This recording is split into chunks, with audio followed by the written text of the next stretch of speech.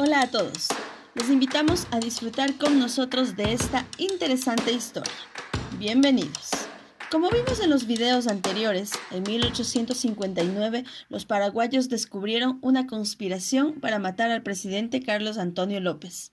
Luego, el cónsul británico pretendió entrometerse en los asuntos de Paraguay, tras lo cual Gran Bretaña rompió las relaciones diplomáticas.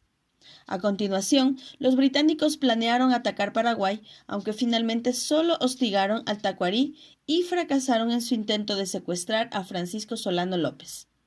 En este cuarto y último video hablaremos de los casi 2 años siguientes en los que Paraguay trató de solucionar el conflicto con los británicos, algo que no se consiguió definitivamente hasta bien avanzado el año 1862. En agosto de 1859, tras la salida del cónsul Henderson de Paraguay, como vimos en el segundo video, las autoridades paraguayas intentaron comunicarse con Lord John Russell, el ministro británico de Relaciones Exteriores, pero este solo se remitió a las exigencias de Henderson.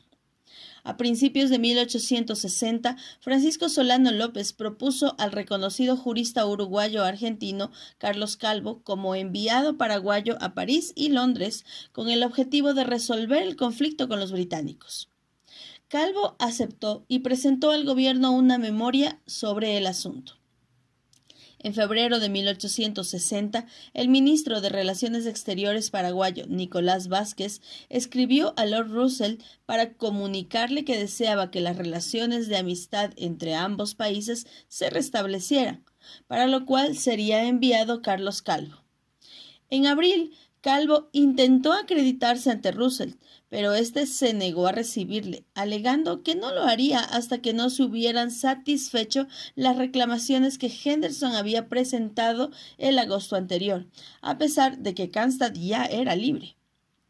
Calvo solo consiguió reunirse de forma no oficial en mayo con Lord Wodehouse, subsecretario de Negocios Extranjeros, el cual, entre otras cosas, dijo que Gran Bretaña podría hacer un gran daño a Paraguay capturando todos sus vapores, añadiendo que el gobierno de Su Majestad lamentaba que las naves británicas no hubieran conseguido apoderarse de Francisco Solano López durante el ataque al Tacuarí. A continuación, Calvo envió a Russell un informe del eminente juriscónsul Robert Fillmore, el cual daba la razón a los paraguayos y recomendaba que la cuestión se presentara al Consejo Privado de Su Majestad. Asimismo, Calvo envió a Russell una copia de la partida de nacimiento de Cannstatt, en la que se demostraba que había nacido en Montevideo. Sin embargo, los británicos ignoraron ambos documentos y la recomendación de Fillmore. A principios de julio, Wodehouse incluso se negó a recibir a Calvo, y cuando la cuestión parecía enfriarse, Calvo envió en septiembre a Russell un memorándum en el que se hacía un repaso pormenorizado de todo el conflicto anglo-paraguayo. Russell respondió a Calvo en octubre con un contramemorándum en el que insistía en hechos probadamente falsos como la nacionalidad británica de Cannstatt. Tras esto, Calvo respondió desmontando todos los argumentos de Russell, aunque seguía apostando a una salida amistosa a la crisis. A finales de año, Nicolás Vázquez escribió a Calvo para que pusiera en conocimiento del emperador de los franceses el asunto, lo que podría favorecer a Paraguay. Ya en 1861, el intercambio de notas entre paraguayos y británicos continuó sin que ninguna de las partes se moviera lo más mínimo de sus posiciones. En estos meses, también hubieron nuevas consultas al juriscónsul Fillmore, así como al francés Edouard Royan Louis, el cual coincidía con el primero en que los paraguayos estaban en la posesión de la razón. A continuación, Calvo solicitó la intervención de la diplomacia francesa, así como una reunión con Lord Palmerston, primer ministro británico, pero en ambas ocasiones no tuvo el éxito esperado, ya que ni Russell ni Palmerston quisieron reunirse con él, señalando este último que el asunto debería resolverse en Paraguay. Paralelamente a lo que sucedía en Europa, en América, Edward Thornton, ministro plenipotenciario británico en la Confederación Argentina, llegó a sugerir el embargo de la yerba mate paraguaya a su paso por los puertos de Paraná y de La Plata. Posteriormente, fue a Paraguay con el objetivo de solucionar la cuestión del Little Polly.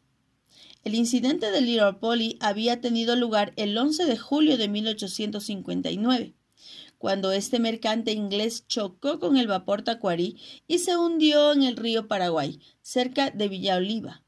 Según algunas interpretaciones, conseguir una indemnización por el hundimiento Little Polly fue lo que llevó a los británicos a alcanzar un acuerdo con Paraguay por el resto de cuestiones.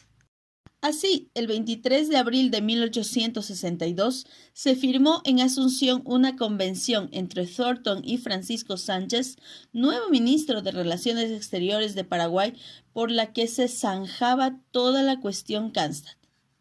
En esta convención se acordó, primero, que Gran Bretaña nunca tuvo la intención de interferir en los asuntos paraguayos. Segundo, que el ataque al Tacuarí sucedió sin el consentimiento de las autoridades británicas, aunque como vimos en la tercera parte, esto era una falsedad que se eliminó posteriormente en la Convención Definitiva de octubre. Tercero, que Paraguay en sus contestaciones a Henderson no tuvo la intención de ofenderle a él ni al gobierno de su majestad. Y por último, se acordó un cuarto punto en el que Paraguay accedía a pagar una indemnización de 2.370 onzas de oro por el hundimiento de Little Polly. Aunque no reconocía ninguna culpabilidad en el suceso, lo hacía para evitar el largo proceso. Finalmente, con algunas modificaciones respecto a lo anterior, William Doria, encargado de negocios británicos en Argentina, y Sánchez firmaron la Convención Definitiva del 14 de octubre de 1862, que ponía punto y final al conflicto anglo-paraguayo.